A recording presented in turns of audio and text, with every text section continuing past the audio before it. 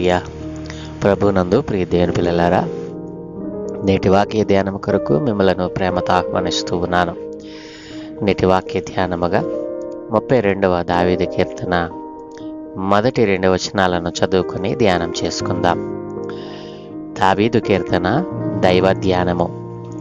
తన అతిక్రమములకు పరిహారము నొందినవాడు, తన పాపమునకు ప్రాయశ్చిత్తము నొందినవాడు ధన్యుడు. యెహోవా చేత నిర్దోషి అని ఎంచబడినవాడు, ఆత్మలో కపటము లేనివాడు ధన్యుడు. ఆమెన్. ప్రభునందు ప్రియ దేవుని పిల్లలారా, చదువుకొనబడిన ఈ లేఖన నిమిత్తమై ప్రార్థన చేద్దాం. దయగలిగిన మా ప్రియ పరలోకపు తండ్రి, సర్వాధికారి అయిన దేవా, నీకు వందనాలయ్యా. ఏ మంచి లేని మా జీవితంలో మరొక నూతన ఉదయాన్ని అనుగ్రహించారు. ఈ ఉదయ కాలమున మేము చదువుకున్న ఈ లేఖన భాగాన్ని మా కొరకు దీవించండి. ఘనత, మహిమ, ప్రభావాలు మీరు మాత్రమే పొందుకోమని యేసయ్య పరిశుద్ధ నామమున అడుగుచున్నాను తండ్రి. ఆమెన్. ప్రభునందు ప్రియ దేవుని పిల్లలారా, ఈ 32వ దావీదు కీర్తన పాప క్షమాపణ కీర్తనగా మనం దీనిని చెప్పవచ్చు. పాపము చేసినటువంటి ఒక వ్యక్తి తన జీవితంలో పాపపు ఒప్పుకోలు మరి ఎలాగున పొందుకోవాలో, ఆ పాప క్షమాపణ అనేటువంటిది ఎవరి దగ్గర దొరుకుతుందో మరి తెలియచేసేటువంటి కీర్తనగా దీనిని చెప్పవచ్చును.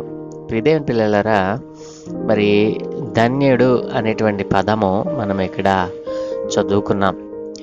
తన అతిక్రమములకు పరిహారము నొందినవాడు, తన పాపమునకు ప్రాయశ్చిత్తము నొందినవాడు ధన్యుడు. ప్రియదేవుని పిల్లలారా, ఆలోచన చేశారా? ఇక్కడ ఎవరు ధన్యుడు, ఎవరు ధన్యులుగా పిలువబడతారు?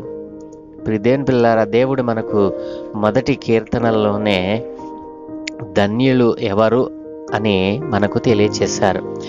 ఎవరు ధన్యుడు? ఆ ధన్యునికి ఇక్కడ ఈ కీర్తనలో రాయబడిన ధన్యుడికి మరి తేడా ఏమిటి? ఆ యొక్క వివరణ మనం చూసినట్లయితే, ప్రియదేవుని పిల్లలారా, మొదటి కీర్తనలో దేవుడు అన్నాడు కదా, దుష్టుల ఆలోచన చొప్పున నడవనివాడు, పాపుల మార్గమున నిలవనివాడు, అపహాసకులు కూర్చుండు చోటన కూర్చుండనివాడు, యెహోవా ధర్మశాస్త్రమునందు ఆనందించుచు దివారాత్రమును దాన్ని ధ్యానించువాడు ధన్యుడు అని దేవుడు తెలియచేశాడు. ప్రియ దేవుని పిల్లలరా, ఆలోచన చేస్తే మరి ఈ దేవుడు చెప్పినటువంటి ఈ లక్షణాలన్నీ కూడా ఏ ఒక్కటి పాటించనివాడు, ఏ ఒక్క లక్షణాన్ని కూడా కలిగి ఉండనటువంటి మానవుడు తన యొక్క జీవితంలో ధన్యతను పోగొట్టుకున్నవాడై, ఈ లోకములో ఉన్నటువంటి ధన సంపదలను సంపాదించిన వాడై, ఈ లోకములో సిరి సంపదలు, పేరు ప్రఖ్యాతలు సంపాదించి పాపమునకు తన శరీరమును, తన దేహమును అప్పగించుకున్నవాడై, లోకుల చేత గొప్పవాడు అనిపించుకున్నటువంటి వాడై, లోకులు మరి తనను గొప్పగా కీర్తించినప్పుడు పొంగిపోయినటువంటి వ్యక్తి తన చివరి దినాలలో భయంకరమైనటువంటి పరిస్థితులకు నెట్టబడిన వాడై మరి పతన స్థితికి చేరినటువంటి మానవుని జీవితం గురించి, మరి అట్లాంటి జీవితం జీవించినటువంటి వ్యక్తికి కూడా దేవుడు ధన్యునిగా మార్చేటువంటి ఆ స్థితిని కలుగు చేయటానికి ఇష్టపడుతున్నాడు అని తెలియచేసేదే ఈ 32వ మరి కీర్తన. ప్రియదేవుని పిల్లలారా,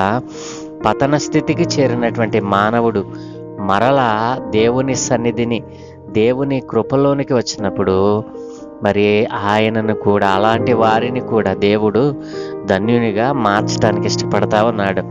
కాబట్టి దేవుడు చెప్పినటువంటి ఆ లక్షణాలు ఏమీ లేకపోయినా, పతన స్థితికి వెళ్ళిపోయినా, నీవెంత గొప్పవాడివైనా, నీవు ఎంత ఆస్తిపరుడు అయినా, అదృష్టవంతుడు అయినా, చాలామంది అంటూ ఉంటారు కదా, మరి ధన్యుడు అనేటువంటి పదానికి పర్యాయ పదంగా వాడుతూ ఉంటాం. మరి నీవు ఎంత అదృష్టవంతుడురా, నీవు ఎంత అదృష్టవంతురాలివి అని మనుష్యులు మాట్లాడుతూ ఉంటారు. ప్రియదేవుని పిల్లలారా, ఈ అదృష్టవంతుడు, అదృష్టవంతురాలు అనేటువంటి పదాలు ధన్యతకు పర్యాయ పదాలుగా మనం వాడుతూ ఉంటాం. మానవులు ఇచ్చేటువంటి ఈ అదృష్టవంతురాలు అనేటువంటి ఈ పదాలు, ఈ యొక్క మరి హెచ్చింపు, ఈ యొక్క మరి ధన సమృద్ధి అనేటువంటిది కొద్ది కాలమే.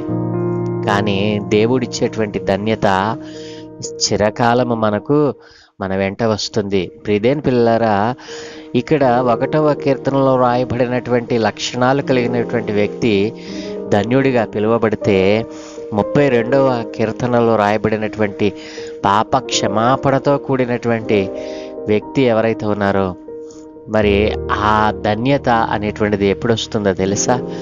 మానవుడు తన జీవితంలో మదించి దేవుడంటే భయమును, భక్తిని చూపకుండా, దేవుడంటే భయం లేకుండా అసలు దేవుడే లేడని చెప్పి తన జీవిత కాలమంతా వ్యర్థం చేసుకొని పాపములో జీవించి తన శరీరమును, దేహమును పాడు చేసుకున్న తరువాత నిజ దేవునిని తెలుసుకున్న వాడై ప్రభు పాదాల చెంతకు దగ్గరికి వచ్చినప్పుడు దేవుడు అంటూ ఉన్నాడు కదా, తన పాపమునకు పరిహారమునొందినవాడు, తన అతిక్రమములకు పరిహారమునొందినవాడు, తన పాపమునకు ప్రాయశ్చిత్తమునొందినవాడు ధన్యుడు అంటూ ఉన్నాడు. ప్రియదేని పిల్లలారా, ఈ యొక్క మొదటి కీర్తనలో చెప్పినటువంటి ధన్యతల్లో ఉన్న ఏ ధన్యతను పాటించకుండా తన జీవితకాలం అంతా కూడా అతిక్రమమునకు మరి గురి అయినటువంటి వ్యక్తి, దేవుని న్యాయ విధులను తప్పి తిరిగినటువంటి వ్యక్తి మరి ఈ రోజున తన పాపమునకు ప్రాయశ్చిత్తం చేసుకోవటానికి దేవుని దగ్గరికి వస్తే దేవుడు అంటున్నాడు కదా, క్షమిస్తాను అంటూ ఉన్నాడు. క్షమించడమే కాదు, ఆ వ్యక్తిని ధన్యునిగా మార్చడానికి ఇష్టపడతా ఉన్నాడు. ఉదాహరణకు రోమిలకు రాసిన పత్రిక 4వ అధ్యాయము మరి 4వ అధ్యాయము 7-8 వచనాలు మనం చూసినట్లయితే, ఎలాగనగా తన అతిక్రమములకు పరిహారమునొందినవాడు, తన పాపమునకు ప్రాయశ్చిత్తమునొందినవాడు ధన్యుడు అనేటువంటి పదాన్ని అక్కడ భక్తుడు ఉపయోగించాడు. ప్రియదేని పిల్లలారా, మరి ప్రభువు చేత నిర్దోషి అని ఎంచబడిన వాడు ధన్యుడు. ఎప్పుడు ప్రభువు నిన్ను నిర్దోషి అని ఎంచుతాడు? ప్రియదేని పిల్లలారా, నీవు పతన స్థితికి వెళ్ళిపోయి పాపములో కూరుకుపోయి ఇక నాకు ఎవరూ సహాయం చేయలేరు, నేను పైకి లేవలేననేటువంటి స్థితిలో నీవు ఉన్నప్పుడు ప్రభువుని నీవు దర్శించినట్లయితే, ప్రభువు నామాన్ని నీవు మరి తెలుసుకున్నట్లయితే, దేవుడు నిన్ను నిర్దోషి అని ఎంచటమే కాదు, నిన్ను ధన్యుడిగా మారుస్తాడు. నీవెంతటి ఘోర పాపివైనా, ఎంతటి పాపాత్ముడివైనా, ఎంతటి దుర్మార్గురాలివైనా, ఎంతటి భయంకరమైనటువంటి పరిస్థితుల గుండా నువ్వు ప్రయాణించిన నీ జీవితంలో సంతోషము, సమాధానమును నీవు చూడనటువంటి దినాలు నీ జీవితంలో ఉన్నాయేమో.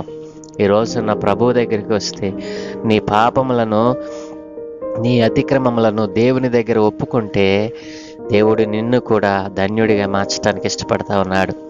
ప్రియ దేవుని పిల్లారా, అలాగనే ప్రకటన గ్రంథము 14:5లో కూడా వీరి నోట ఏ అబద్ధమును కనబడలేదు, వీరు అనింద్యులు అని దేవుడు చెప్పేటువంటి ఆ సందర్భం మనం చూసినట్లయితే, ఎప్పుడైతే దేవుని పాదాల చెంతకు వస్తావో నీ నోటి మాట మారుతుంది, నీ బతుకు మారుతుంది. ప్రియ దేవుని పిల్లలారా, కాబట్టి యెహోవా చేత నిర్దోషి అని ఎంచబడిన వాడు, ఆత్మలో కపటము లేనివాడు ధన్యుడు అని ఇక్కడ మనకు తెలియచేస్తూ ఉన్నాయి. ఎవరైతే తమ అతిక్రమములను ఒప్పుకుంటారో, పాపమునకు ప్రాయశ్చిత్తము దేవుని దగ్గరే దొరుకుతుందని తెలుసుకుంటారో వారు ధన్యులు అంటూ ఉన్నారు. మొదటి కీర్తనేమో మరి దేవుడు చెప్పినటువంటి ఆ లక్షణాలను కలిగినటువంటి వ్యక్తి, మరి దేవారాత్రము దేవుని ధ్యానంలో ఉన్నటువంటి వ్యక్తి ధన్యుడిగా ఉంటే, ఇక్కడ ఆ ధన్యతలేమీ పాటించకుండా మరి తప్పిపోయినటువంటి వాడు, పాపములో మరి పతన స్థితికి చేరినటువంటి వ్యక్తి ధన్యుడిగా ఎలా మారగలడో ఈ కీర్తన మనకు వివరిస్తూ ఉంది. కాబట్టి ప్రియదేవుని పిల్లలారా, ధన్యత దేవుడు మనకు అనుగ్రహించాలి అని అంటే, నీవెంత పాపాత్ముడవైనా, నీవెంత మరి దోషము చేసిన వాడవైనా, దేవుడు చెప్పిన ఆ క్రియ మరి ఆ లక్షణాలు, మొదటి కీర్తనలో చెప్పబడిన లక్షణాలు ఏవి నీలో లేకపోయినా, పాపములు పతన స్థితికి పోయినటువంటి నీ జీవితంలో కూడా దేవుడు నిన్ను ధన్యునిగా చేయటానికి ఇష్టపడతా ఉన్నాడు. నీవు ఒప్పుకుంటే ధన్యుడు అవుతావు, కప్పుకుంటే నీవు పతనానికి, నాశనానికి కారకుడు అవుతావు. నువ్వు ఒప్పుకుంటావా లేదా కప్పుకుంటావా? పాప క్షమాపణ అనేటువంటి దేవుడు అనుగ్రహించడానికి ఆయన ఈ లోకానికి వచ్చాడు. మన పాపముల నిమిత్తమే ఆయన సిలువ త్యాగం చేశాడు. ఆయన త్యాగాన్ని గుర్తించకపోతే నీవింకను నీ పతన స్థితిలోనే ఉన్నావు. నీవింకను నీ పతన స్థితిని పొడిగించుకుంటా ఉన్నావు. అది కొద్ది కాలమే. దేవుడిచ్చేటువంటి ధన్యత చిరకాలము నీకు లభిస్తుంది. కాబట్టి దేవుని పాదాల చెంత చేరదాం, మన అతిక్రమములను ఒప్పుకుందాం, పాపమునకు ప్రాయశ్చిత్తాన్ని చేద్దాం. ప్రభువే మనలను నిర్దోషిగా ఎంచేటట్లుగా బ్రతుకుదాం. దేవుడు మనలను అలాగున దీవించునుగాక. ఆమెన్. సకల ఆశీర్వాదముల కారణభూతుడైన తండ్రి, మా మంచి దేవానికి వందనాలైన. అవును దేవా, ఏ మనిషి అయితే తన జీవితంలో పాప క్షమాపణ కొరకు నీ పాదాల చెంత చేరతాడో ఆ వ్యక్తిని నీవు ధన్యునిగా చేస్తావని సెలవిచ్చావు నాయనా. అవును దేవా, మొదటి కీర్తనలో చెప్పబడిన ఏ లక్షణాలు లేకపోయినా వాటన్నిటిని అతిక్రమించి మానవుడు చేసిన పాపాలను కూడా నీవు క్షమించగలిగినటకు అధికారం కలిగిన వాడు నాయన. ఒకవేళ ఏ సహోదరి అయినా ఏ సహోదరుడైనా అయా పాపముల కూరుకుపోయి ఇక నా పాపమునకు ప్రాయశ్చిత్తము జరగదు, నా పాపమును క్షమించగలటానికి నేను అర్హుడను కాను అనుకున్నటువంటి పరిస్థితిలో నీ పాదాలు చెంత చేరి అడిగినప్పుడు వారిని కూడా నీవు ధన్యునిగా మార్చడానికి ఇష్టపడుతున్నావని తెలియచేసావు నాయన. ఈ మాటలు విన్న వారిలో ఎవరైనానైనా ఇదిగో తండ్రి, నీ మాటలను అతిక్రమించి నీ వాక్యమునకు విరోధముగా జీవిస్తూ అయినా నీ మార్గమును తప్పి తిరుగుతున్న వారు ఎవరైనా ఉంటే అయా వారు తీర్మానం చేస్తూ ఉండగా వారి తీర్మానాన్ని ఆమోదించండి. ఈ రోజు నుంచే వారు ధన్యతలోనికి వచ్చుటకు వారిని ధన్యులుగా మార్చమని, తమ అతిక్రమములని పాదాల చెంత ఒప్పుకోవటానికి అవకాశమును దయచేసినందుకు వందనాలు చెల్లిస్తూ అయా వారి అతిక్రమములను విడిచిపెట్టి వారును ధన్యతలోనికి వచ్చి వారు పొందుకున్న ధన్యతను అనేకులకు ప్రకటించేవారిగా వారిని మార్చమని ఈ దినం మేము చేయ పనులన్నింటి మీద మీకు కను దృష్టి ఉంచి ఇదిగో తండ్రి, బలహీనతలో ఉన్న వారిని బలమును దయచేయండి అయినా. ఇదిగో తండ్రి, హాస్పిటల్ పాలై అయినా బలహీనతలో ఉన్న వారిని బలపరచండి. ఆపరేషన్ చేయించుకుని క్షేమముగా ఇంటికి వస్తున్నటువంటి క్షేమమ స్థితిని అనుగ్రహించిన వారిని మీరు దర్శించండి. అనేక వ్యాధుల చేత నైనా రోగాల చేత హాస్పిటల్ పాలైన వారిని స్వస్థపరచండి. అన్ని విషయాలలో నీవే మహిమ పొందుకోమని యేసయ్య పరిశుద్ధ నామమున ప్రార్థించి వేడుకుంటూ ఉన్నాము తండ్రి.